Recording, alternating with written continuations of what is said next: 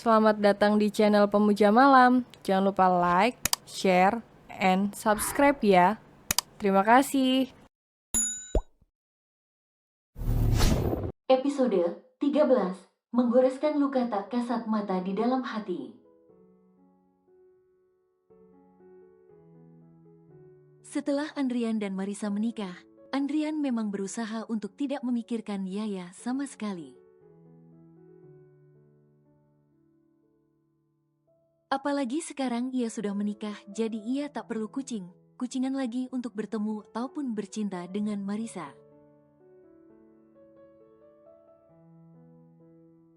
Sebab kini mereka justru sudah tinggal bersama. Untuk sementara mereka tinggal di rumah orang tua Andrian. Itu permintaan Nurlela sendiri. Apalagi rumah Marisa kini sedang direnovasi agar lebih luas. Apartemen Andrian sudah dijual. Itu atas ide Marisa yang tidak ingin tinggal di tempat di mana Andrian dan Yaya pernah hidup bersama. Meskipun mereka tak sampai melakukan hubungan suami istri, tapi Marisa tetap merasa cemburu. Karena ia yakin di sana banyak kenangan antara Andrian dan Yaya. Andrian yang tak ingin memperpanjang masalah pun memilih menjual apartemennya dan uangnya digunakan untuk membiayai renovasi rumah Marisa.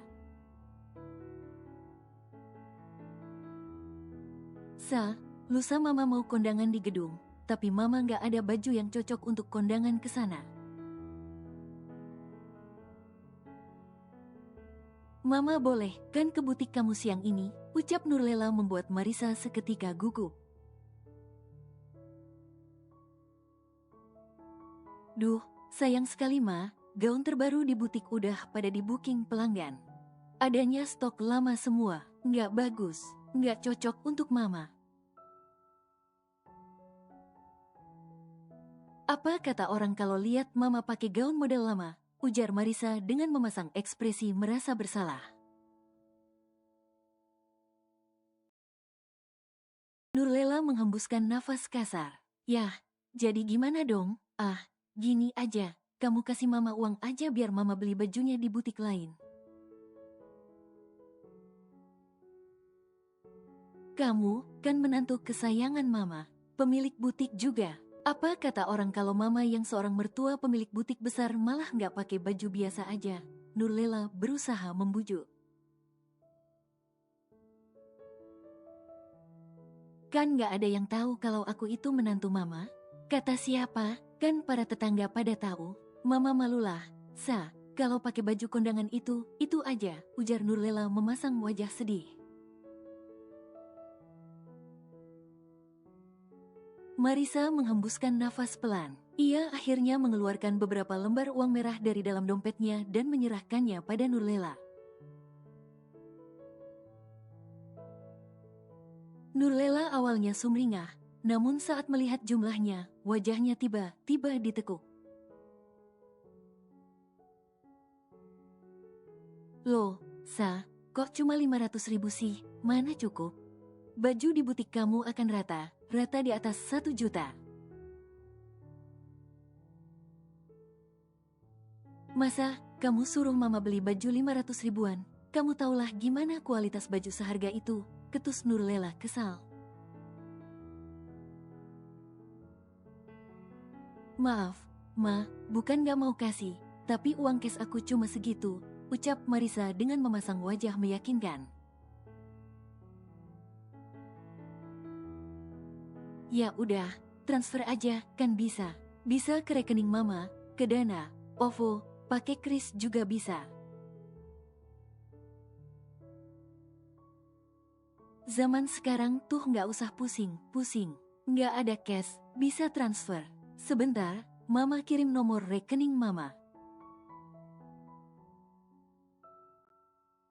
Kalau kamu mau kirim pakai Dana atau OVO, pakai nomor Mama yang biasa.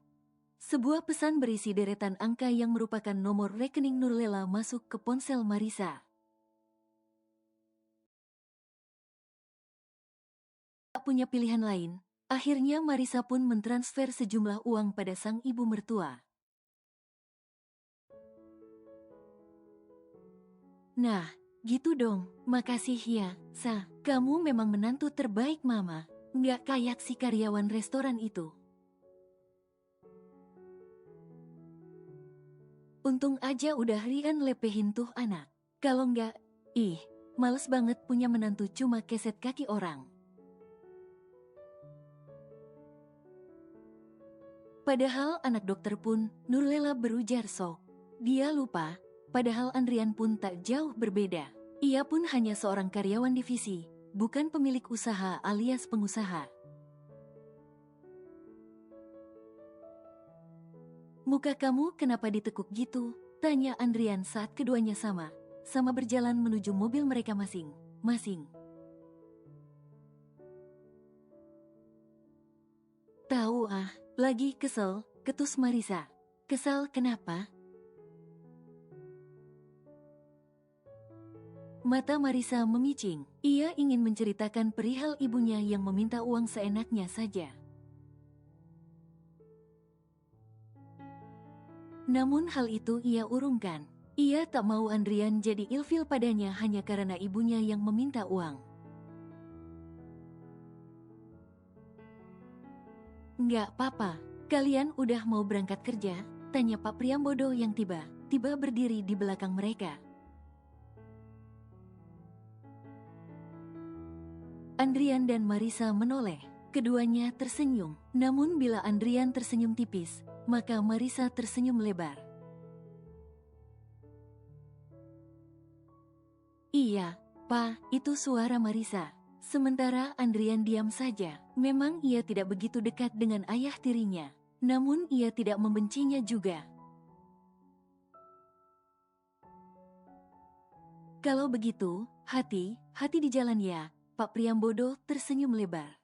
Marisa mengangguk. Setelah itu, Pak Priambodo pun segera masuk ke dalam mobilnya sebab ia pun akan pergi bekerja. Aku berangkat dulu ya, sayang. Marisa mengecup pipi Andrian. Andrian tersenyum dan balas mengecup bibir Marisa.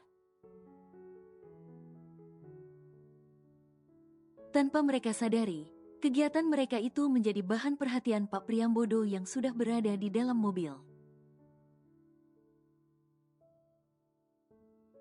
Ia memperhatikan interaksi keduanya dengan tatapan yang sulit diartikan. Atas permintaan ibunya, Yaya hari ini datang ke rumah sakit untuk mengantarkan makan siang Danang. Yaya pun rela turun ke dapur sendiri untuk membuatkan makanan spesial untuk sang ayah. Setibanya di rumah sakit, Yaya berjalan melintasi koridor menuju lift yang akan mengantarkannya ke lantai di mana ruang kerja sang ayah berada. Baru saja ia masuk ke lift, sebuah suara menarik perhatiannya. Saat wajahnya mendongak, ia sedikit mengerutkan dahi. Rayana, Anda. Dokter Elvan, kau lupa, laki itu tersenyum lebar, mata Yaya pun terbelalak. Anda beneran Dokter Elvan? Kenapa Anda berada di sini? Yaya akhirnya ingat siapa laki itu. Laki itu merupakan dokter di sebuah rumah sakit di mana ia pernah ikut mengantarkan korban kecelakaan beruntun tempo hari. Dokter Elvan terkekeh. Aku ada kerjaan sedikit di sini. Dan kamu, kenapa di sini? Kamu pasti ingin membesuk seseorang ya? Keluargamu ada yang sakit? Tanya Dokter Elvan tepat setelah pintu lift tertutup. Yaya menggeleng, bukan.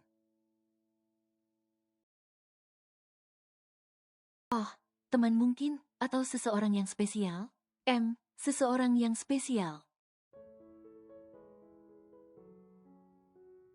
Dokter Elvan tersenyum tipis. Mendengar jawaban Yaya membuatnya sedikit kecewa. Hening. Beberapa saat kemudian, pintu lift pun terbuka. Kau juga ingin ke lantai ini? Dokter Elvan heran sebab di lantai itu merupakan deretan ruangan dokter yang masuk jajaran petinggi rumah sakit.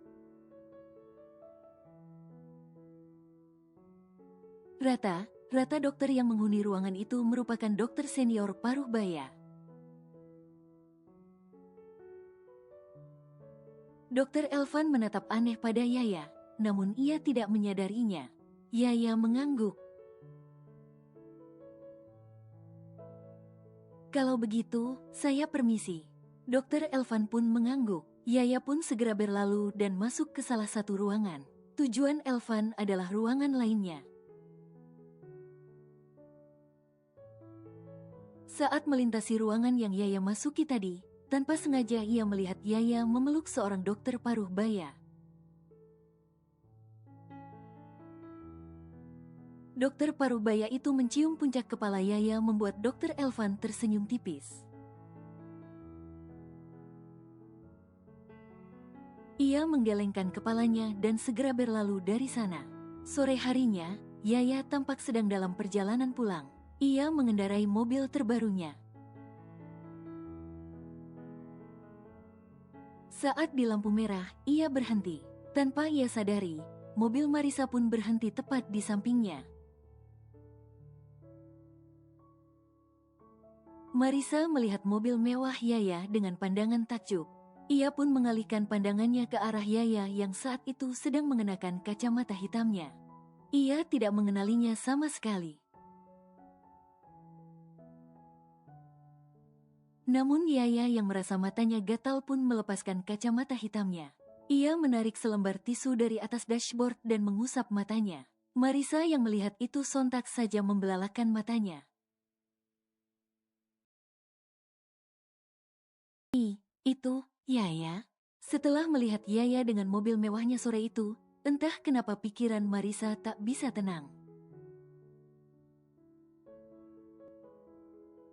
Ia khawatir mertuanya melihat itu dan berpaling pada Yaya kembali. Apalagi status pembatalan pernikahan Yaya dan Andrian belum diputuskan. "Kamu kenapa?" tegur Andrian saat masuk ke kamar. Marisa tampak gelisah. Bahkan sesekali ia menggigiti kukunya.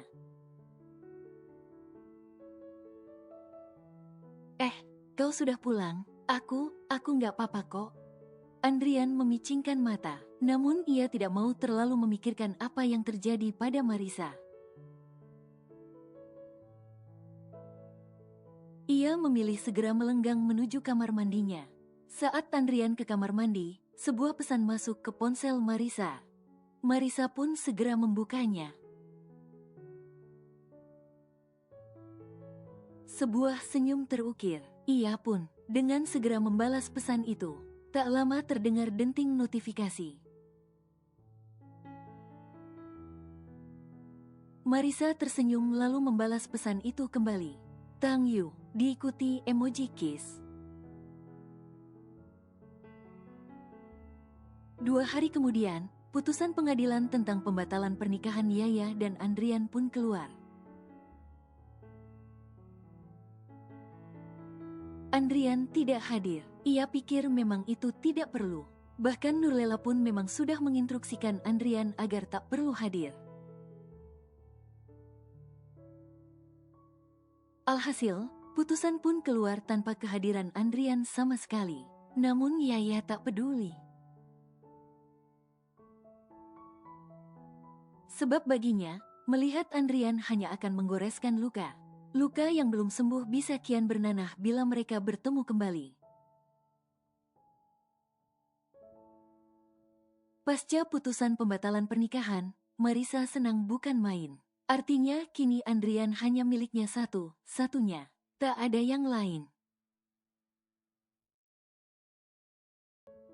Saat sedang bekerja, tiba ada salah seorang pegawai menemui Marisa. "Mbak, di depan ada yang cari kamu tuh," ucap perempuan muda itu. "Siapa?" mertua kamu, ketus perempuan itu. Marisa terbelalak. Mau ngapain lagi mereka? Gumam Marisa kesal. Dengan langkah panjang, Marisa pun segera menemui Nurlela yang lagi datang bersama Elena. Mama mau apa? Bukannya baru beberapa hari yang lalu datang? Kok kemari lagi sih? Marisa berucap dengan nada agak tinggi. Nurlela dan Elena sampai terkejut dibuatnya. Loh, kok kamu marah? Marah gitu sama mama? Ucap Elena tak terima dengan ada bicara Marisa yang tinggi terhadap ibunya. Siapa yang marah? Marah, aku biasa aja kok mbak. Aku tuh sedang sibuk, makanya gini. Bagaimanapun, ia tak mau Nurlela dan Elena ilfil padanya. Khawatirnya Andrian disuruh menceraikannya sama seperti saat mereka meminta Andrian meninggalkan Yaya. Makanya, kalau mama kirim pesan itu balas jadi kami nggak perlu repot kemari, ketus Nurlela. Emangnya mama kirim pesan apa sih? Nggak usah pura nggak tahu. Mama kirim pesan minta transfer uang. Pesannya udah centang biru, artinya udah kamu baca. Kalau kamu mau kami cepat pergi, cepat transfer sekarang juga. Nggak ada, Mama kan tahu. Aku tuh sedang renovasi rumah, jadi butuh duit yang banyak.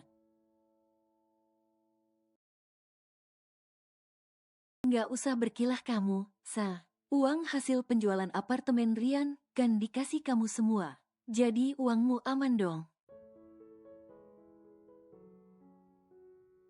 Apa salahnya kalau mama minta sedikit? Penghasilan kamu dari butik ini kan jauh lebih besar. Nggak masalah dong kalau mama minta uang kamu 5 juta doang. Timpal Elena membuat mata Marisa terbelalak. Apa? 5 juta? Mbak, baru beberapa hari yang lalu aku transfer 2 juta loh. Sebelumnya lagi 2,5 juta. Kalian jangan boros dong. Emangnya cari uang itu gampang? Marisa lama kesal sendiri karena sepertinya Nurlela sedang menjadikannya ATM berjalan. Kamu kok gitu sama mama? Kamu gak ikhlas kasih mama uang? Kamu? Nurlela menunduk sedih. Ia tergugu. Mata Marisa membola melihatnya. Namun mata itu lebih membola lagi saat melihat sebuah mobil masuk ke gerbang butik itu. Oke, Marisa transfer sekarang. Tapi setelah ini, mama pulang ya. Aku sedang benar sibuk soalnya. Tanpa banyak bicara, Nurlela mengangguk cepat dengan senyum merekah lebar. Marisa kesal sendiri melihatnya. Namun ia tidak memiliki jalan lain selain memberi apa yang Nurlela pinta. Sudahlah, paling nanti aku minta ganti uangnya. Usai mentransfer sejumlah uang, Nurlela dan Elena pun segera Marisa minta pergi. Saat Nurlela dan Elena keluar, ia berpapasan dengan seorang perempuan cantik. Perempuan itu melirik Nurlela dan Elena. Sedangkan Nurlela dan Elena tak begitu memperhatikan sebab mereka sedang terlalu senang setelah mendapatkan apa yang mereka pinta. Hari ini Yaya akan kembali ke kota sebelah. Hal ini dikarenakan ia akan segera memulai progres pembangunan restorannya. Kamu hati di sana ya, nak. Mama doakan kamu bisa menemukan kebahagiaan di sana, ucap Dina dengan mata berkaca. Hati ibu yang mana yang tidak hancur saat melihat rumah tangga putrinya kandas dalam hitungan hari. Dalam 35 hari, rumah tangga putrinya hancur. Dalam 35 hari, impian putrinya luluh lantak tak bersisa. Dan dalam 35 hari, semua rasa cintanya kandas. Tak ada yang Dina harapkan kali ini selain berharap putrinya menemukan kebahagiaannya kembali. Dina tahu, di balik ketegaran putrinya tersimpan kerapuhan yang mendalam. Dina kerap mendapati putrinya tercenung seorang diri. Mungkin ia memang tidak menyesali perpisahannya dengan Andrian. Namun tetap saja apa yang dialaminya pasti menggoreskan luka tak kasat mata di dalam hati. Yaya bukanlah gadis yang gemar menebar luka. Tapi ia adalah seorang gadis yang gemar menebar keceriaan dan kebahagiaan kepada semua orang di sekelilingnya. Pahit getir ia telan sendiri sebab ia ingin melihat orang bahagia. Bukan bersedih karena dirinya.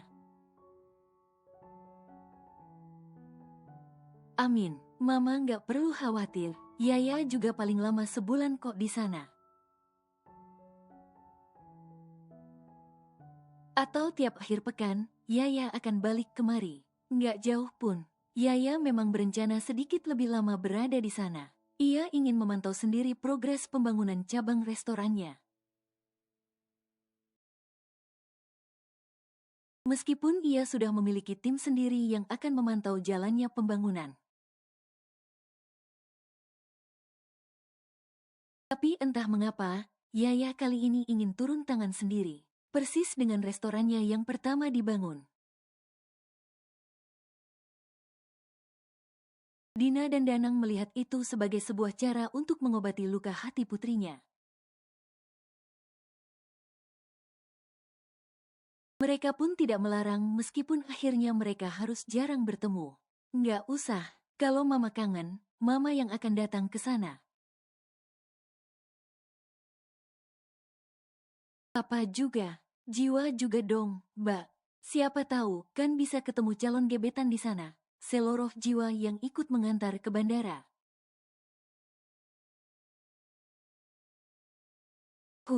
Anak kecil nggak usah mikir yang aneh-aneh. Fokus. Udah mau ujian, kan?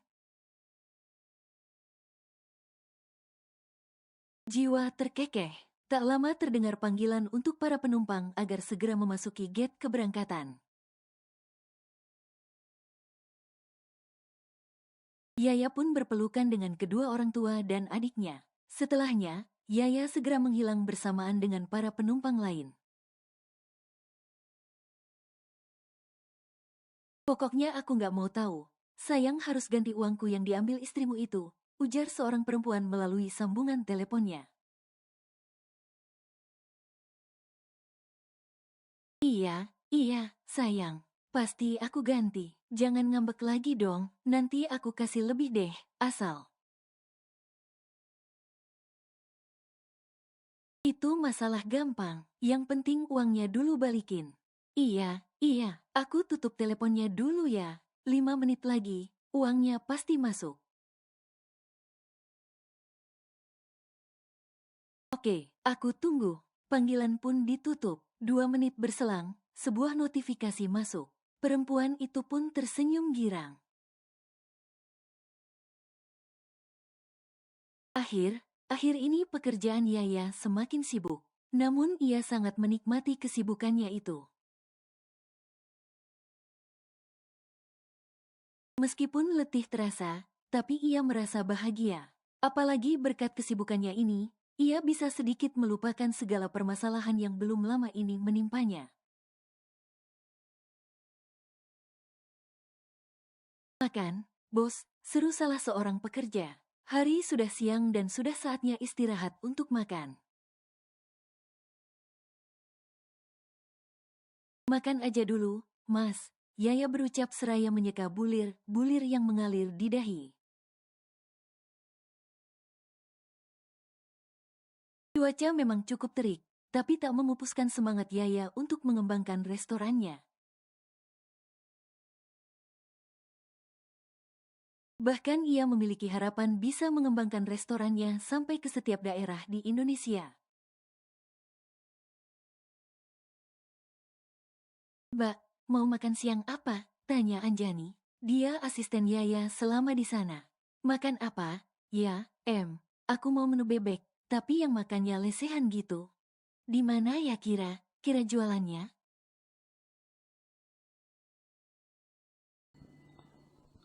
Bersambung.